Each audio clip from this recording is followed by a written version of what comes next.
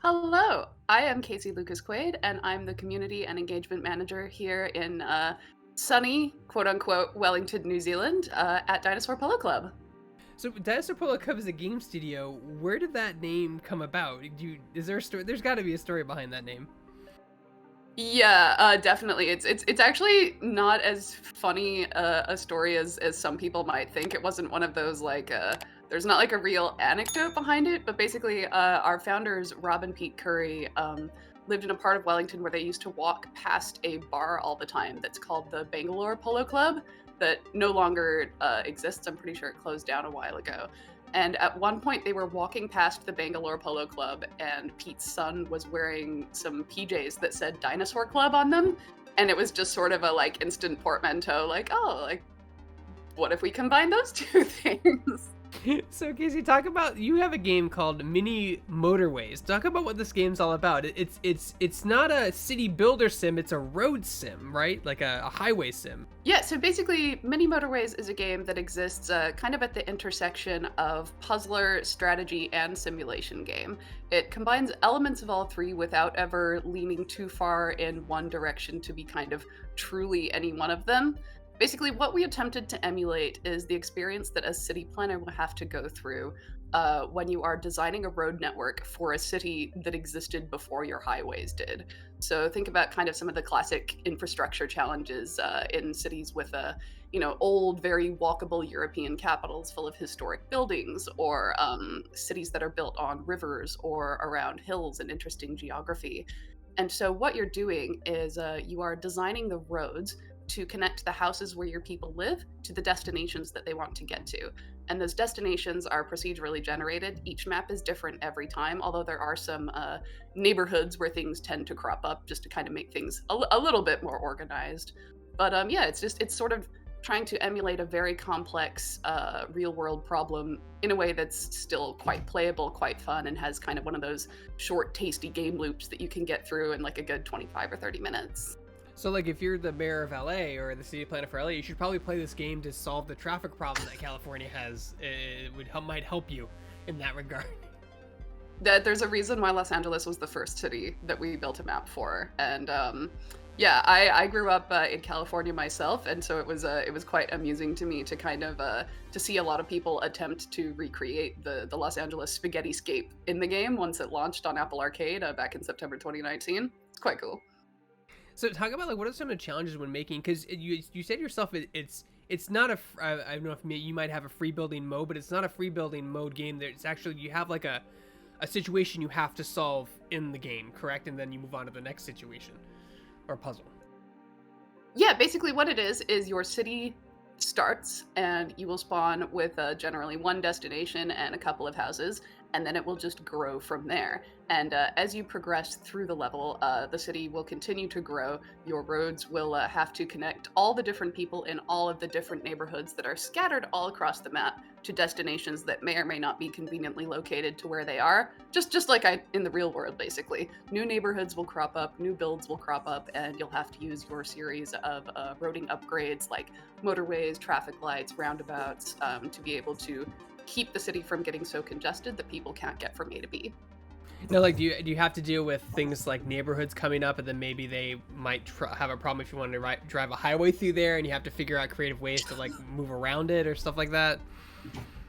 Well, basically, we have emulated the kind of NIMBY situation where no one can say you can't build a road here, but you can't demolish buildings. So that's kind of where the randomness and the puzzler aspect come in, because once things spawn, they're there to stay, and it's your job to just work around them the best you can. So how do you win? Do you win by getting to a certain size by having decreased amount of traffic and cars on the road at one time? Like, what's the end goal? This is just gonna make me sound like the biggest jerk in the world, but in a city with no public transport where everyone only drives single occupancy vehicles, you can't win. Traffic will always win. It is just like Mini Metro, and that it is play until your city stops. So we are working on some alternate game modes that will have different win-loss scenarios, or potentially something like an endless mode where the game will just keep going as a fun little ant farm that you can play along with. But at the moment, your city just grows and grows and grows until it can't sustain itself anymore, possibly a metaphor for certain things in real life. And yeah, the goal is to just crush your friends on the leaderboards. Yeah, I was thinking like, is this definitely like, is this parodying the current situation in the United States where we took public transportation in the 50s and threw it in the garbage to sell Firestone tires, and now we're just completely f***ed in all ever since, of course, unless we build a subway system or a train system in the next 50 years? Well, admittedly, Mini Metro, our first game, was very trains are great, and so this one is definitely not a cars are great game. But yeah, it's quite interesting because down here in New Zealand, we don't have quite the same pronounced problem when it comes to kind of the veneration of the car as a social entity. But a lot of New Zealand was built with this idea that like we just couldn't have public transport because we're too small and we have too many earthquakes. So we've ended up with similar problems. For kind of different, perhaps not so capitalistic reasons. But yeah, it's actually quite interesting. A lot of the cities that we have researched when building this game have ended up with very similar problems, and it's fascinating to see kind of what some of the real world solutions that engineers around the world have come up with. I mean, we'll solve the problem when it becomes so bad it affects people on the high pay scale that they can't. There's no way to get to work unless they take a private helicopter. So like, eventually we'll get there. Just takes to get sad that it takes to that moment. But Yeah, exactly. yeah. So like, can you talk about what your team learned from Mini Metro that you guys applied and took with you to your next game?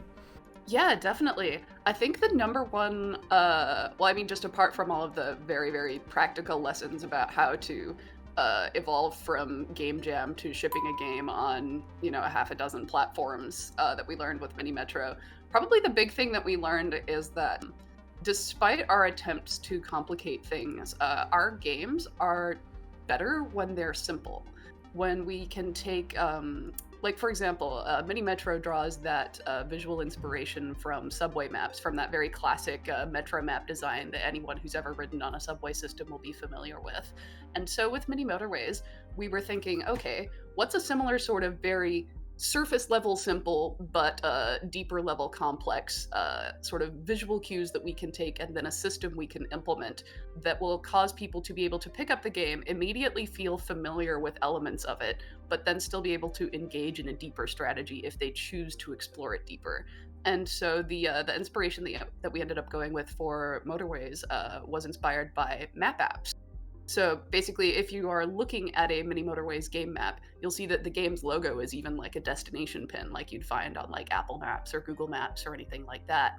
And those sorts of interfaces where you're panning around on a map and you're seeing roads that look like just kind of little two-dimensional, just kind of little drawings with like some limited three-dimensionality in some apps. That was a visual style that we thought people would be immediately familiar with, intrigued by, and yeah, it's just sort of we are discovering that that is the sort of game that we do best, and we don't have to try to make things more complex just because it's a sophomore project.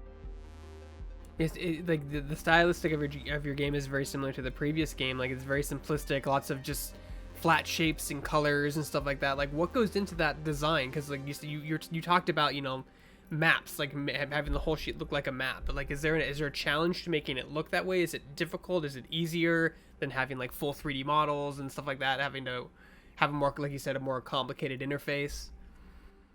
It's definitely harder than it looks, and I would say that deciding the level of abstraction that you want to go with is probably the hardest part, because basically if you are trying to make a game with a certain amount of photorealism, you already have apart from the artistic style and the art direction, you already have a guide of what the end product will look like.